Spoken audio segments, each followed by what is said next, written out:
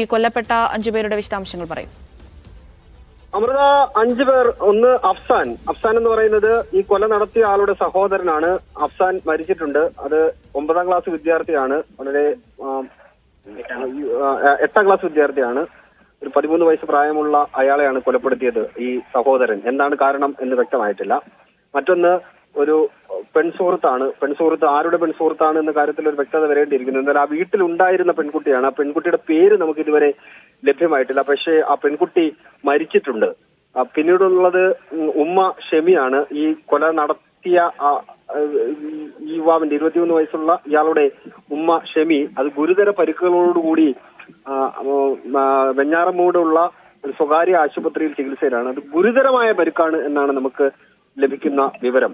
പിന്നീടുള്ളത് എസ്.എൻ. പുരം ചുള്ളാളം എന്ന് പറയുന്ന പ്രദേശത്ത് ഈ കൊല നടത്തിയ ആളുടെ 2 ബന്ധുക്കളുണ്ട്. ഒന്ന് ലത്തീഫ്, ഒന്ന് ഷാഹിദ. ഇവർ 2 പേരും മരിച്ചിട്ടുണ്ട്. അങ്ങനെ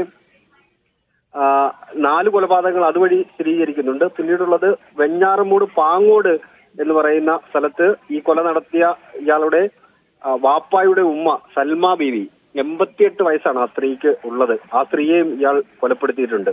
അങ്ങനെ 5 മരണങ്ങൾ, ഒരു കൂട്ടക്കൊല. നമ്മളിപ്പോ കേരളത്തിൽ ഇങ്ങനെ ഈ സമീപകാലത്തൊന്നും ഇങ്ങനെ ഒരു കൂട്ടക്കൊല നമ്മൾ കേട്ടിട്ടില്ല എന്നുള്ളതാണ് വസ്തുത.